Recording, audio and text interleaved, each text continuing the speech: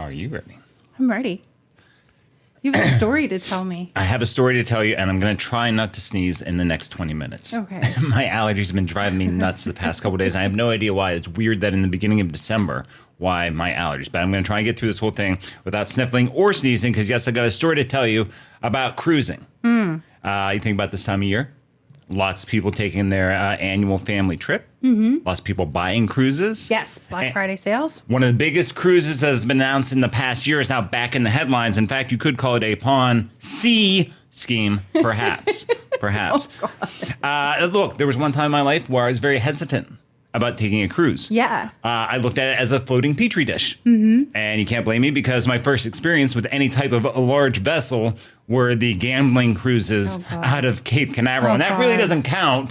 That's like kind of being on, it's like someone putting you on a steamboat from the 1800s. And you're just hoping and praying that you make it back in one piece. So that wasn't exactly my best. And you, at one point, sort of kind of in a roundabout way, you worked in the industry, the cruise industry. Yeah, for a few weeks. For a couple of weeks. You don't hear that about people. See, we're getting ready to talk about a cruise going around the world for 3 years. You're like, a couple weeks. Yeah, Well, a cup of coffee. I worked in the call center when I was young. So we took like a field trip to the cruise ship. So I've actually walked on a cruise ship. I've had the food, but I've never actually gone out, like gone out to sea. So I've never been on a cruise. My parents used to cruise and they loved it. Everybody that I talk to loves cruises, but yeah, for some reason, and I think I've bought into your petri dish for a long time. I did. Well, it makes sense. People get sick on cruise ships.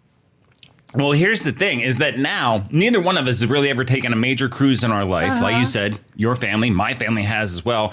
And now we have a cruise coming up in less than 2 years, a major cruise aboard the Queen Mary 2 that we are heading to Europe. And it's like a 7-day cruise. It's a transatlantic cruise. That's a huge big one, because it's not like a tropical, it's the ocean liners, the Atlantic Ocean liner is different than, say, what they use for Carnival cruises when you're down in the tropics. Oh, yeah, for sure. Two totally different types of ships. And that's one of the things we need to talk about. This big cruise was called Life at Sea. And if you think back earlier this year, this thing made huge headlines. I remember, and it made perfect sense. Well, it made perfect sense for people like us. And that is very much who they're going after, was the digital nomad or retirees. The idea was that you're going to get aboard this ship, and then you get to cruise nonstop for 3 years. Around the world, just doing, I think they were going to do like about 400 stops. The itinerary was planned out. You did look at that with me. I know you didn't know a lot about this. But that's all that I've seen. And when I talk about the people that they're going after, me, you, retirees,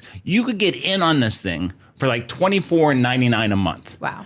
So, it's for an average person, it's not exactly the right fit. But for someone who only needs internet access, is used to having maybe a higher car payment, or let's think about this, or I should say house payment. When you get rid of the car payment, you get rid of your utilities, you start cutting away, and you start realizing I've got other money in the budget. And if you can get in on this thing at $24.99 a month, $30,000 a year that you could have this room, go around the world nonstop and start living this community, let's say. I'm all in. Well, look, this thing got so big, even my mom heard of it.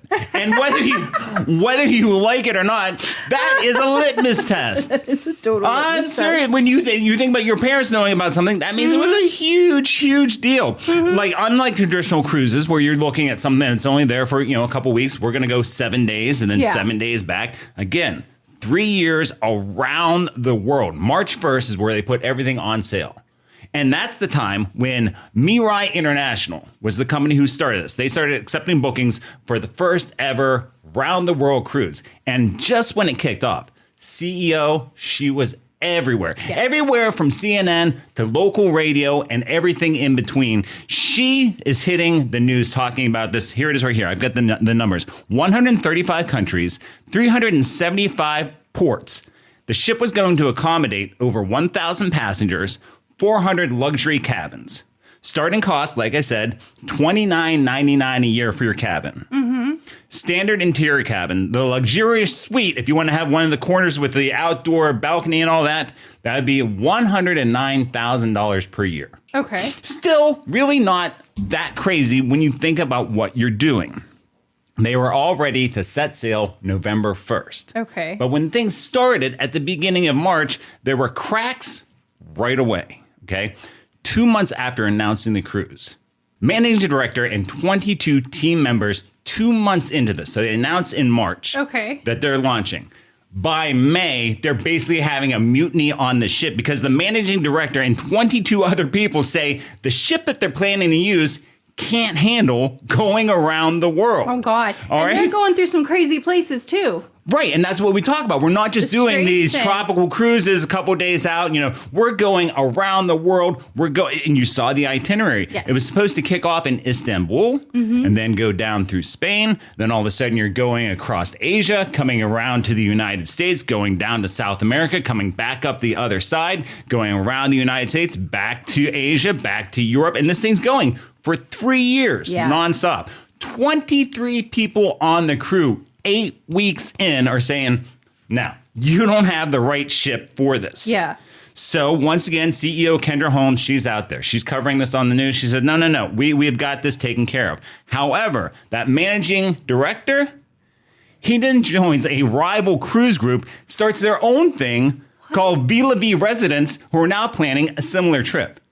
So he likes the idea, and a lot of these other people are like, all right, we're going to go over here, get our own company, get our own ship. This is good. You just don't have the right things to do it.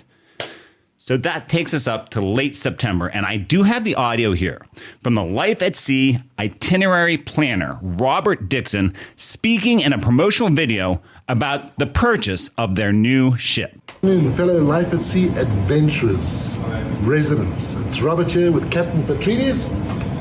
Hello. Good afternoon.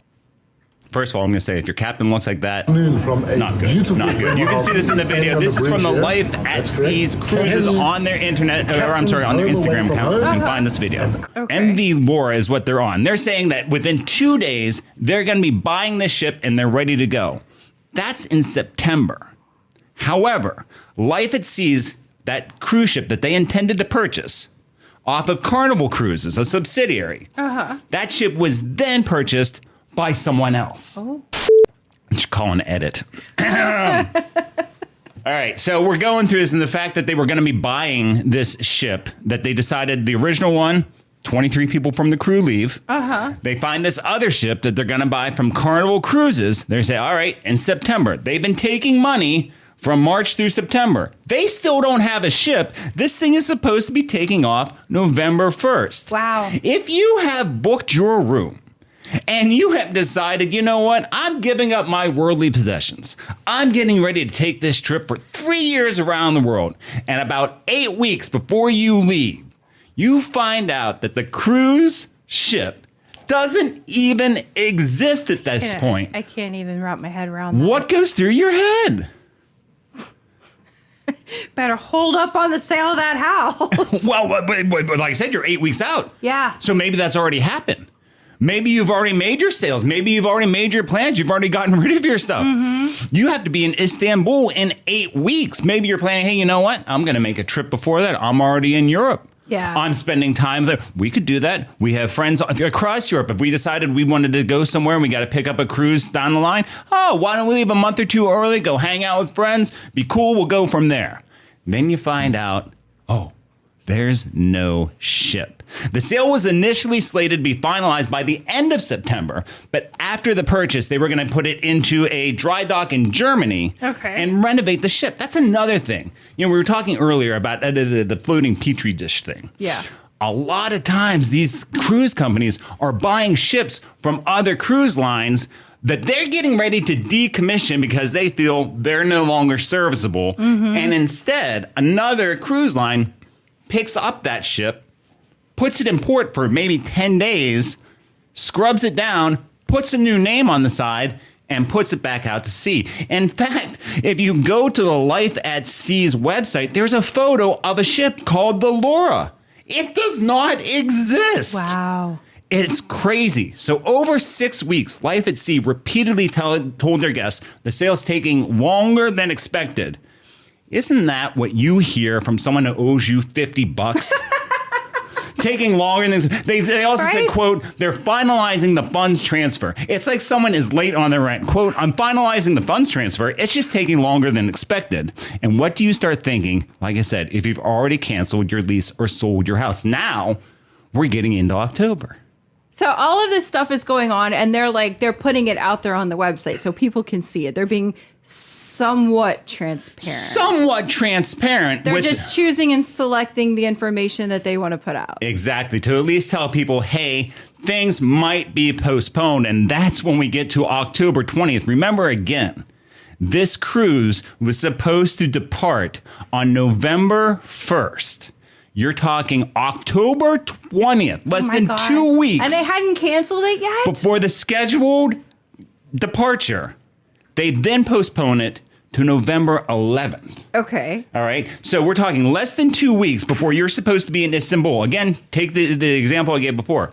Lots of people within 2 weeks are going to decide, I'm going to get through the hassle of going to Europe. I'm going to take all that, get that out of the way. And so it's easier for me to get into Istanbul so I can take off on my cruise.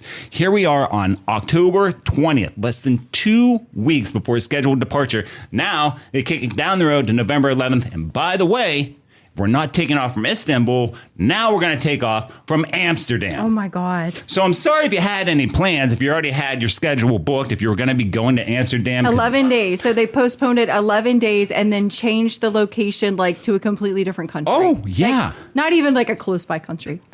Yes. And at this point, they have only 1/4 of the rooms sold.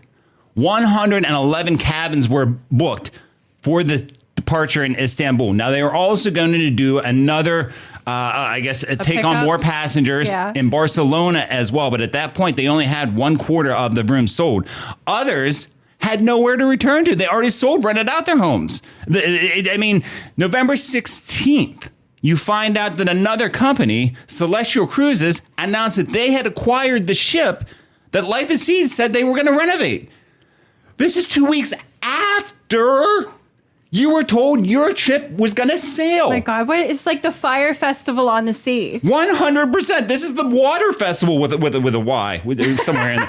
It's 2 weeks after you're supposed to be taking off, and you find out another company has bought the ship that they were going to purchase. That's 5 days after it was originally postponed. This is insanity. So at this point, CEO Kendra Holmes, she resigned from her position. However, she put out her own statement outside of the company. Okay. Telling people the cancellation of the 3-year cruise was announced. Despite her resignation, she communicated with the passengers. She's saying, I'm stepping away from this. This thing's a nightmare. I need to let people know what's going on. She said the cruise is not going to continue. She made the announcement even though she's not speaking on behalf of the company. The owner of Mirai Cruises, which owns Life at Sea, admitted the company couldn't afford the ship they initially intended to purchase, despite making the down payment. Difficulties, they say, due to investors withdrawing their support, and they say due to unrest in the Middle East. Isn't that the most lame excuse anyone gives you about anything? Why are gas prices so high? Oh, it's because of, unrest in the Middle East. Why can't I get my cruise? Oh, it's the unrest in the Middle East. So, yeah, that's what they said. Then you go back and we talk about those passengers who find themselves stranded in Istanbul, couldn't even make it to Amsterdam. Wow. The company says that they're going to give them hotel accommodations until December 1st. Okay, that's now expired. And they say, okay, well, whatever accommodations you need past that, we're going to reimburse you. But here's the thing. They're not giving that money up front. They said the company will process refunds in installments beginning mid-December. Oh, God. And completed the full refund by February 2024. That's right. You have to wait months to get all of your money back. That's if nothing else comes up. Because why would you think that this company would ever have anything maybe nefarious happen between now and the middle of February? So is it completely canceled? Well, just this week, Mirai Cruises issued a statement in Turkish denying that the cruise is canceled. Instead, the company said the voyage is postponed and blamed the lack of enough passenger bookings, which is basically what happened at the beginning. They didn't have enough people to cover their expenses. Again, what did I call this at the beginning? A Ponzi scheme. They didn't sell enough to cover their end. Denying the cruise is canceling, now say it's postponed, and blame the lack of enough passenger bookings rather than problems in finding appropriate funding. Yeah. Okay. Responding to a social media comment about the same statement, the company sought to clarify the other operations of Mirai Cruises because they have a lot of them. They're a Turkish outfit. They go all around Europe. They say unaffected, but stated the cancellation in question is related to our 3-year world tour project. So, are they saying it's canceled? No, it's just postponed. Everything else is working is fine. What they're talking about is the 3-year cruise. So, is it canceled? That one, I don't know. But like we talked about, there are rival companies that have popped up now. People that worked on this and have now gone to other companies. People like we talked about, this Villavi residencies. Also been alternative plans postponed by, there have also been alternative plans proposed by former CEO Kendra Holmes, who's now working with HLC Cruises.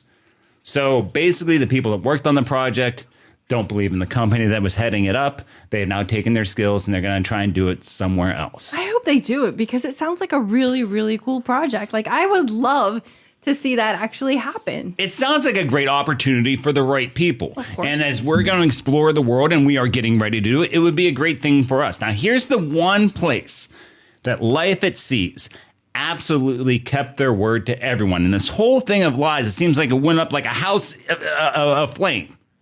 This is the one thing they kept their word. They promised a once-in-a-lifetime experience. And if you booked for Life at Seas Cruises, I guarantee you have a once-in-a-lifetime experience. What a story.